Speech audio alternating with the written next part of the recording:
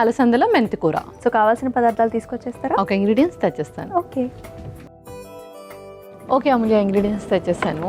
Okay, so మన main ingredient వచ్చేసి అలసందలు అండ్ అలాగే మెంతి. సో అలసందల్ని నానబెట్టుకొని మనం ఉడికించుకొని తీసుకొచ్చాం. అవును.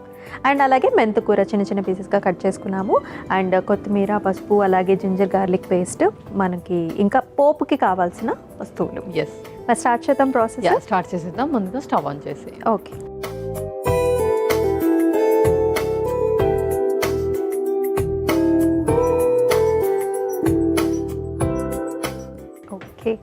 ఓకే, సో ఫస్ట్గా మనం కొంచెం ఆయిల్ వేసేసుకుందాం, ఒక స్పూన్.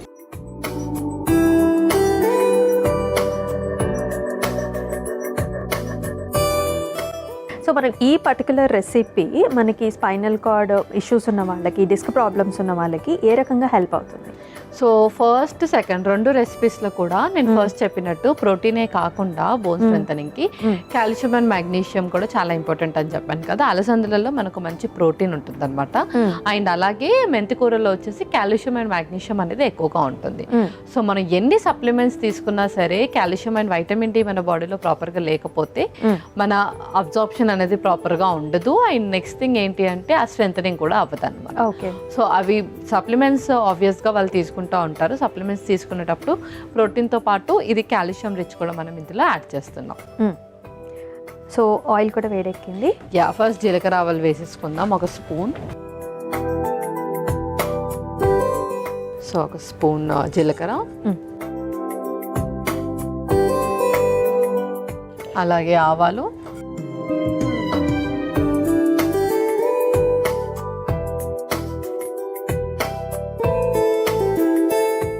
ఇప్పుడు ఇందులో కొంచెం కరివేపాకు కూడా వేసేస్తున్నా.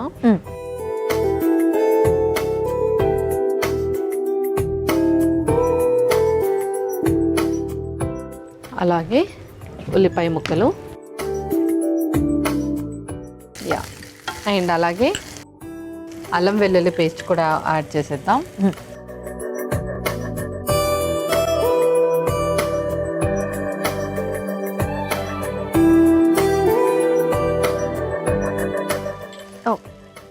తర్వాత పచ్చిమిర్చి కూడా.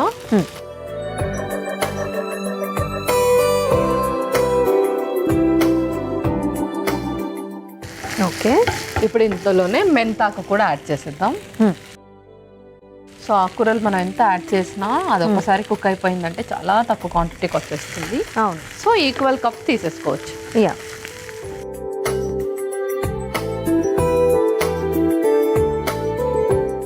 ఇప్పుడు అందులో కొంచెం పసుపు, ఓకే,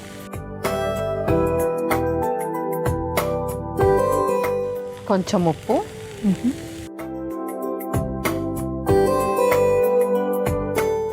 అలాగే కొంచెం ధనియా పౌడర్. ఓకే, ధనియాల పొడి వేసుకుంటాం. ఎస్,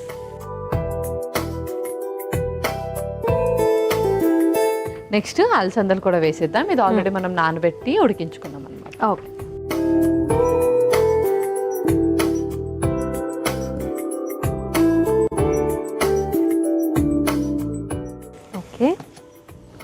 సో అది చక్కగా ఇప్పుడు మనం ఏదైతే మెంతి కూర వేసామో అండ్ అలాగే అలసందలు స్పైసెస్ అన్నీ యాడ్ చేసాం కదా, అవన్నీ కూడా చెల్లప్ అవ్వడానికి ఇంకొక 5 minutes టైం పడుతుంది. సో మూత పెట్టి ఉడికించేసుకుందాం. అలాగే, సో పల్లవి అయిందేమో చూసేద్దామా? చూసేద్దాం. ఓకే, చాలా కలర్ఫుల్గా ఉంది. ఎస్, అండ్ చక్కగా మనం ఆల్రెడీ ఉడికిచ్చేసుకున్నాం కాబట్టి అలసందలు చక్కగా రెడీ అయిపోయింది. ఇంకేమైనా ఇంగ్రీడియంట్స్ ఉన్నాయా?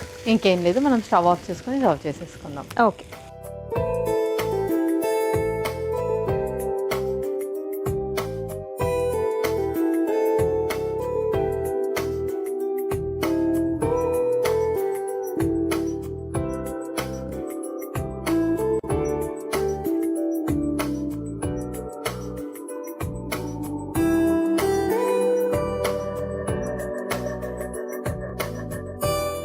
సో అలాగే కొంచెం కొత్తిమీరతో గార్నిష్ కూడా చేసేసుకుందాం. ఓకే, ఓకే అమూల్య, అలసందల మెంతి కూర రెడీ అయిపోయింది. ఓకే, అలసందల మెంతికూర అయితే రెడీ అయిపోయిందండి. మరి దీనికి కావాల్సిన పదార్థాలు అలాగే తయారీ విధానం మరొకసారి మీకోసం. అలసందల మెంతికూరకి కావాల్సిన పదార్థాలు: జీలకర్ర, ఆవాలు, కరివేపాకు, ఉల్లిపాయ ముక్కలు, అల్లం వెల్లుల్లి పేస్ట్, పచ్చిమిర్చి, మెంతాకు, పసుపు, ఉప్పు, ధనియాల పొడి, అలసందలు. అలసందల మెంతికూర తయారు చేసుకునే విధానం: ముందుగా స్టవ్ ఆన్ చేసి ప్యాన్లో నూనె పోసి వేడైన తర్వాత అందులో జీలకర్ర, ఆవాలు, కరివేపాకు, ఉల్లిపాయ ముక్కలు, అల్లం వెల్లుల్లి పేస్ట్, పచ్చిమిర్చి వేసి వేగిన తర్వాత అందులో మెంతాకు, పసుపు, ఉప్పు, ధనియాల పొడి, ఉడికించుకున్న అలసందలు వేసి కలిపి కొద్దిసేపు మగ్గించుకోవాలి. తర్వాత సర్వింగ్ బౌల్లోకి తీసుకుని సర్వ్ చేసుకుంటే అలసందల మెంతికూర రెడీ.